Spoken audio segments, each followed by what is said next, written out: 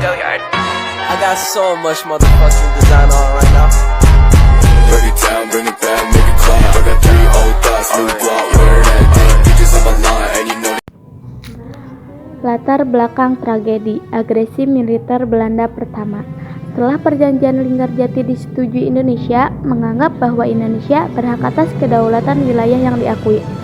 Di sisi lain, Belanda tetap memegang teguh isi pidato Ratu Wilhelmina tanggal 7 Desember 1942 yang berisi persemakmuran antara Belanda dan Hindia di bawah naungan kerajaan Belanda. Inilah yang merupakan latar belakang agresi militer Belanda pertama. Selain itu, terdapat pula 3 tujuan Belanda melakukan agresi militer Belanda pertama, yaitu 1. Tujuan politik, menghilangkan negara Indonesia secara de facto dengan mengepung dan menguasai wilayah Indonesia serta menghapus dari peta dunia negara yang merdeka. 2. Tujuan ekonomi, merebut daerah yang menghasilkan potensi ekonomi seperti daerah penghasil pangan, produksi ekspor, dan tambang. Tujuan militer, menghancurkan Tentara Nasional Indonesia atau TNI sebagai basis pertahanan Indonesia. Pelaksanaan agresi militer Belanda pertama. Agresi militer Belanda pertama terjadi pada 21 Juli 1947 hingga 5 Agustus 1948 dengan daerah yang diserang yaitu Pulau Jawa dan Sumatera. Belanda menganggap agresi ini sebagai aksi polisionil dan menjadi urusan dalam negeri Belanda untuk mengembalikan ketertiban umum. Dari pernyataan inilah Belanda kemudian mengabaikan seruan dunia internasional untuk menaati perjanjian Linggarjati.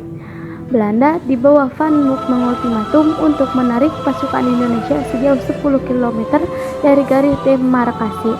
Namun ultimatum ini ditolak oleh pihak sekolah. Tidak hanya mengultimatum, Van Mook juga menyatakan bahwa Belanda tidak terikat lagi dengan perjanjian Linggarjati. Belanda kemudian melancarkan serangan mendadak menggunakan kekuatan militer yang modern. Keadaan yang berbeda dialami Indonesia, di mana Indonesia tidak dapat melindungi kekuatan Belanda. Akhirnya Belanda dapat menguasai Jawa dan Sumatera, terlebih wilayah ibu kota Jakarta dikuasai Belanda. Penduduk wilayah Indonesia mendapat ancaman dari dunia internasional termasuk Amerika Serikat dan Inggris. Negara tersebut khawatir akan imbas dari kekacauan politik, militer, dan ekonomi. Penyelesaian agresi militer Belanda 1. Banyak negara yang mengambil peran dalam agresi militer Belanda 1. Belanda sendiri mengirim surat kepada Sekretaris Jenderal PBB untuk membela diri dengan isi surat. Belanda menuduh Indonesia tidak melaksanakan isi dari perjanjian Linggarjati. Gencatan senjata kerap dilanggar oleh tentara Indonesia dan pemerintah Indonesia tidak menyangkal hal tersebut. Garis demarkasi yang telah ditentukan Belanda sering terjadi penyerbuan oleh Indonesia. Banyaknya tawanan di daerah dari Belanda yang dilakukan oleh pihak Indonesia, adanya propaganda perang yang dibesar-besarkan oleh Radio Indonesia di Yogyakarta. Dari surat tersebut, Belanda mengatakan bahwa Indonesia sudah melakukan tindakan kejahatan.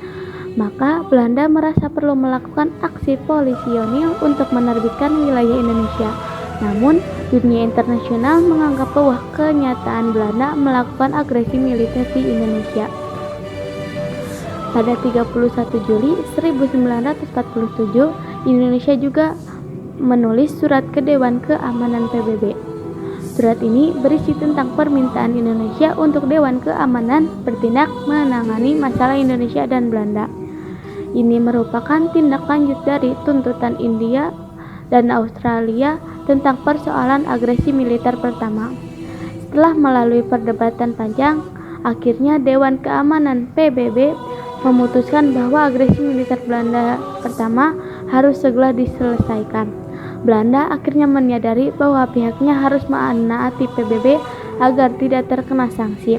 Maka pertanggal 5 Agustus 1947, Belanda menghentikan agresi militer Belanda 1 melalui perundingan. Penyebab agresi militer Belanda kedua disebabkan oleh Belanda yang tidak puas dengan hasil penjajahan Renville. Perjanjian Renville sendiri adalah perjanjian yang dihasilkan dari pernikahan antara Indonesia dan Belanda di kapal USS Renville milik Amerika Serikat.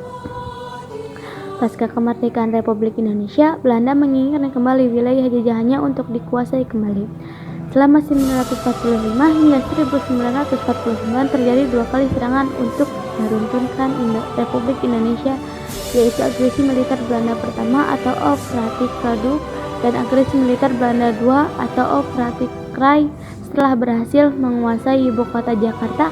Pada agresi militer Belanda 1, 21 Juli sampai 5 Agustus 1947, Indonesia kemudian menyetujui perjanjian Renville di mana ibu kota Indonesia berpindah ke Yogyakarta. Belanda kembali melakukan penyerangan kepada ibu kota Republik Indonesia di Yogyakarta pada 19 sampai 20 Desember 1948 karena merasa tidak puas dengan perjanjian Renville. Serangan pun meluas hingga ke beberapa kota di Jawa dan Sumatera. Tujuan dari agresi militer Belanda II adalah melumpuhkan pusat pemerintahan dan menghapus Indonesia dari peta dunia. Kronologi agresi militer Belanda II.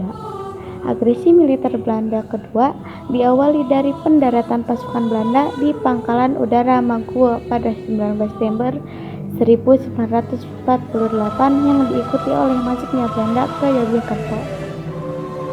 Belanda secara tiba-tiba menggempur pangkalan udara tersebut. Pangkalan udara Mangkuo lumpuh, sehingga Belanda dengan mudah menguasai Yogyakarta. Pemimpin Indonesia saat itu, Presiden Soekarno dan Wakil Presiden Hatta, ditangkap oleh Belanda. Tokoh-tokoh lain seperti Sultan Syahrir, Agus Salim, Muhammad Rem, dan A.G. Pranggodigdo diasingkan ke Pulau Sumatera dan Pulau Bangka. Pembentukan pemerintahan darurat di Bukit Tinggi sebelum penangkapan. Presiden Soekarno mengirim surat kepada Menteri Kemakmuran Syarifuddin Prawiranegara untuk membentuk pemerintahan darurat sementara. Soekarno memberikan mandat kepada Syarifuddin Prawiranegara untuk mendirikan pemerintahan darurat Republik Indonesia di Bukit Tinggi, Sumatera Barat.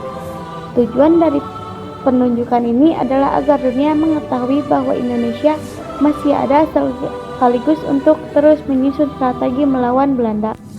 Soekarno juga sudah mempersiapkan apabila pemerintahan darurat ini gagal, yaitu dengan menunjukkan duta besar RI di New Delhi, L.N. Palar, untuk membentuk Exile Government of Republic Indonesia di New Delhi, India. Exile Government dimaksud sebagai pemerintahan resmi di suatu negara karena alasan tertentu tidak dapat menggunakan kekuatan legalnya. Namun, hal ini tidak terjadi karena DPR RI sudah terbentuk pada 22 Desember 1948. Sejak saat itu, tokoh-tokoh PDRI menjadi incaran Belanda. PDRI tak gentar atas ancaman serangan Belanda. Melalui pembentukan 5 wilayah militer yaitu Aceh, Tapanuli, Riau, Sumatera Barat, dan Sumatera Selatan, dilakukan perlawanan terhadap Belanda yang dibantu oleh Laskar di Jawa. Serangan Belanda yang terus dilancarkan justru mendapat kencaman dunia. PBB mendesak Belanda untuk membebaskan para pemimpin Indonesia dan mematuhi perjanjian Renville. Belanda pun membebaskan Soekarno dan Hatta pada tanggal 6 Juli 1949. Pemerintahan kembali pulih pada 13 Juli 1949 antara Belanda dan Indonesia, kemudian menyepakati perjanjian Rhine-Royan. I got so much motherfucking design on right now.